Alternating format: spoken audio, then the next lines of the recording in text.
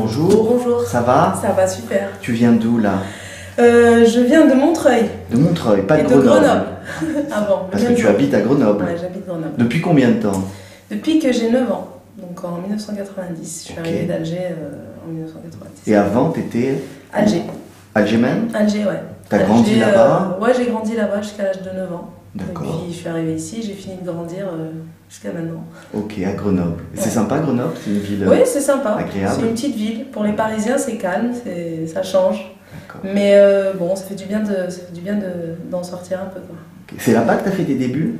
Ouais, c'est là-bas que. Alors raconte-nous un peu comment ça s'est passé. Et ben en fait, j'ai commencé à l'adolescence. J'ai 15 ans, je crois. Même avant. Même avant. Avant, j'ai commencé à travailler un peu avec des formations locales à Grenoble, parce que Grenoble, c'est une ville qui est très créative. Il y a beaucoup de groupes, beaucoup de musique. Et beaucoup d'Algériens aussi. Il y a des Algériens, mais pas d'Alger. C'est plutôt Paris. Et du coup, j'ai commencé à travailler là-bas, donc avec des petites formations. J'ai fait de la reprise, j'ai fait voilà. Et t'avais quel âge? J'ai commencé à peut-être 13 ans. À chanter? À chanter, ouais, dans des petites formations. Et puis petit à petit, j'ai fait des featuring, des participations avec des groupes locaux. J'ai commencé à chanter aussi avec Gnawa Diffusion. Le premier disque que j'ai enregistré avec eux, j'avais 15 ans, c'était en 95, c'était Algéria.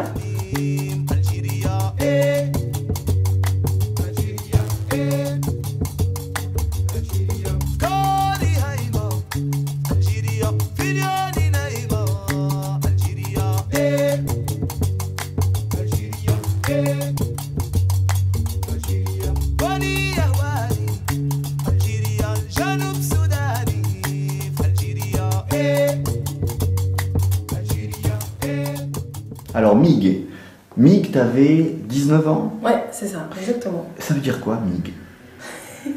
En fait, à l'époque, on le disait pas, mais ça veut tout simplement dire Made in Grenoble. Ok, sympa comme acronyme. C'était un petit private joke, comme on dit, quoi. D'accord. Et alors, avec Mig, t'as fait ce qu'on appelle du trip-hop. Ouais, c'est ça. Est-ce que tu peux nous en dire plus, nous expliquer ce que c'est? En fait, le trip-hop, c'était une musique, moi, que je connaissais pas du tout, parce qu'à l'époque, pour le coup, je chantais avec Gnawa Diffusion, j'étais vraiment dans un autre univers, et c'est une musique qui arrivait, en gros, à la fin des années 90, début 2000, avec des groupes, on va dire, phares, comme Portiched, Massive Attack, Morshiba, enfin bon, bref, ça, c'était un peu les grandes figures du trip-hop. Et en fait, c'était une musique qui venait surtout, en particulier de Bristol, et qui est une musique très, très sombre, qui mélange l'électronique, et qui est en fait une espèce de hip-hop ralenti quoi, dans la rythmique. Donc moi, c'était une musique que je connaissais pas, c'est une musique qui est plutôt réputée comme assez triste, et même parfois assez ennuyeuse selon certains, en tout cas sur scène, même si sur disque, les prods étaient super. Et en fait, on m'a proposé de participer à ce projet, au départ discographique, donc Mig, qui faisait ce trip-hop, abstract hip-hop, une espèce de mélange entre les deux. Et en fait, comme je connaissais pas du tout, c'est ce qui m'a intriguée. Avec Mig, tu faisais quoi dans le groupe? En fait, j'ai d'abord été invitée sur une chanson, dont on m'a proposé un instrumental et un texte, et en fait, j'ai composé la mélodie.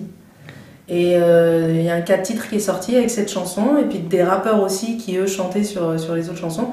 Et en fait ça a très bien fonctionné à Grenoble, et cette chanson en particulier a tourné. C'est-à-dire qu'elle elle a reçu un retour très favorable du public. Et c'est ce qui a fait qu'on a poursuivi après le groupe. This is the sad society's song. I'm afraid to learn how to be strong.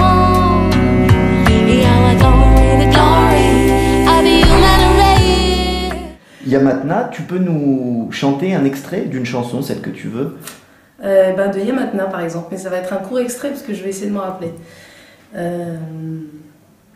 هذه ياما جاتنا ما خلات حالنا على حال لون الورد هذه ياما جاتنا ما هي قيل وما هي قال كلمنا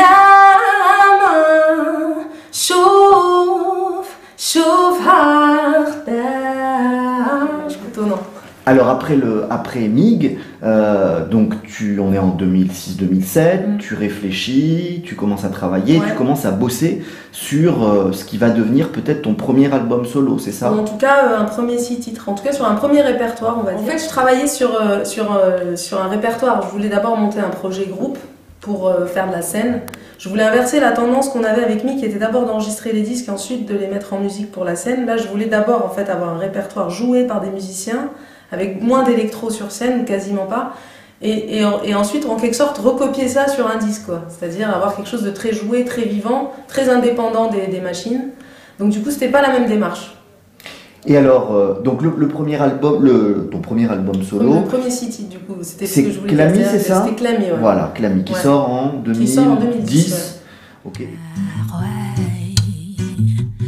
والناس في غرس الكلام يفتح في الغصان يكفيني النوم يكفيني المكتوم يكفيني النوم.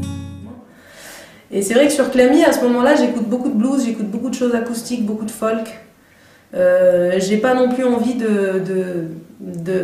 enfin, j'écoute aussi beaucoup de hip-hop, mais ça depuis toujours. En fait, j'ai une envie de faire des choses live, sur disque, tout en gardant ce côté très présent, moi, qui m'attache beaucoup, c'est la mélodie et la rythmique. C'est-à-dire qu'il faut que ça groove.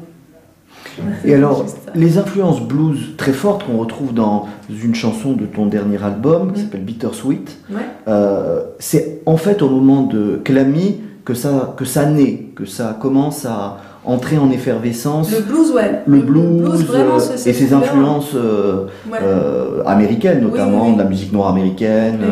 Okay. Ouais, ça c'est quelque chose, effectivement, c'est juste. ça arrive à ce moment-là et là je me dis, mais en fait c'est magique. Enfin, c'est-à-dire que je pense que le blues est partout et c'est pas une question de... On découvre pas comme ça une catégorie de musique brusquement, mais c'est vrai que je me suis beaucoup plus penchée sur cette couleur-là, mais sans vraiment le faire exprès. C'est juste que j'écoutais plus cette musique. Donc j'ai écouté à un moment donné Skip James, Buddy Guy, j'ai vraiment adoré écouter ces artistes-là à ce moment-là, et du coup ça a certainement influencé quelques compositions comme Voodoo Night, effectivement comme celle que tu viens de citer. Et c'est aussi pour ça que j'ai fait un hommage à Skip James dans le dernier album, Illinois Blues étant une reprise. Voilà, c'était aussi pour marquer un petit peu cette époque. Alors, Alwan, donc octobre 2014. Oui, sortie de l'album. Album magnifique, qui rencontre, je crois, un joli succès, et qui mélange, alors là, pour le coup, énormément d'influences. Donc on retrouve effectivement du blues, on retrouve de la musique orientale avec des ballades qui sont magnifiques, Meidoumou par exemple, ou d'autres. Comment est-ce que tu peux caractériser cet album? C'est quoi son esprit? En fait, son esprit réside dans le titre, c'est-à-dire que l'idée de ce disque, c'était de... De toutes les couleurs. Ouais, c'était en fait d'avoir une... Comment dire? Il n'y a pas eu de règle à l'élaboration de cet album, il n'y a pas eu de ligne absolument directrice artistique, c'est-à-dire que l'idée, c'est la liberté en fait, la liberté de faire toutes les couleurs musicales. Et du coup, j'avais envie de l'appeler Alwan parce que c'est vraiment après coup que je me suis dit, ça c'est marrant. Dans cet album-là, il y a une sorte de condensé de plein de choses. Il y a à la fois des choses qui datent de Mig, il y a des choses qui datent du 6 titres et qu'on retrouve aussi. Et il y a aussi de nouvelles choses que j'ai jamais faites. On retrouve tout ça dans ce disque, j'ai l'impression. C'est un disque qui est évidemment très personnel, évidemment. Et dans lequel je pense qu'il y a à la fois de la spontanéité, de création et puis une sensibilité personnelle. Ma chérie,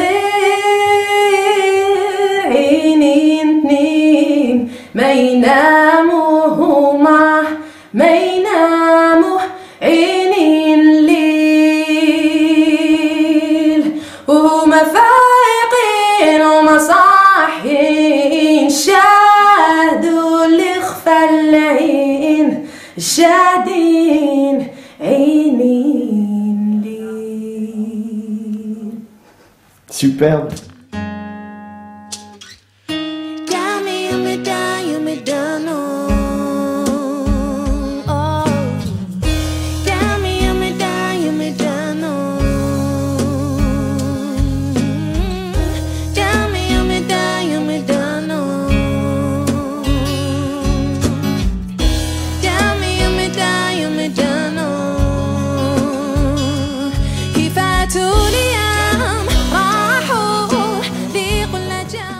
Et en anglais?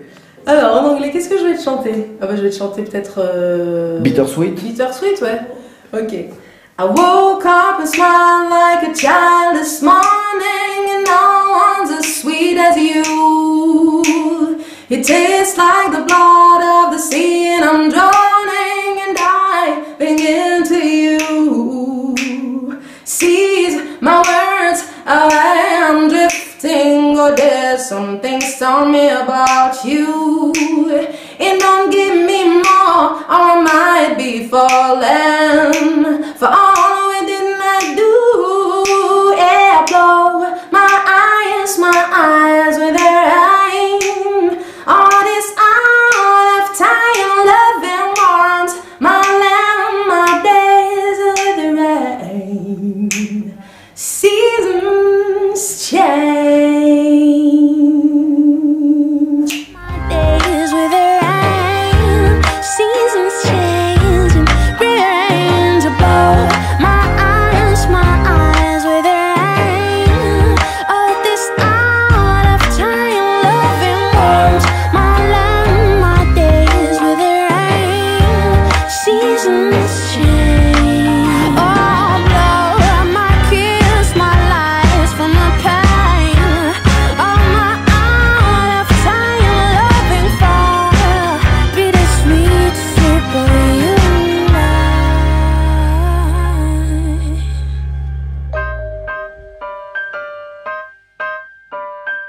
Blow my eyes with the rain.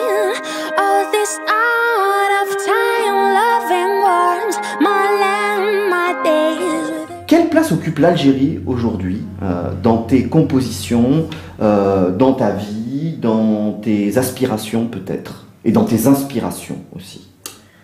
Dans la musique, en fait, moi je travaille avec un parolier qui m'écrit des textes en arabe algérien.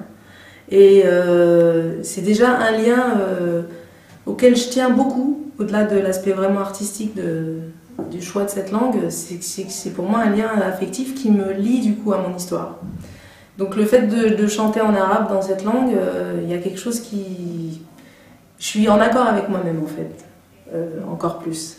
Après, c'est vrai que du coup, artistiquement, mon histoire est très présente. Dans l'Algérie, en tout cas, d'une certaine manière, même si elle est... c'est bien sûr, c'est des textes poétiques, etc. C'est des textes qui peuvent parler de thématiques diverses, mais à partir du moment où c'est en arabe algérien, du coup, il y a cette référence qui est très très forte. Donc voilà, comment dire, oui, effectivement, je ne vis pas en Algérie, mais il y a un lien très particulier parce que j'y ai vécu mon enfance qui fait que ça reste mon pays, quoi.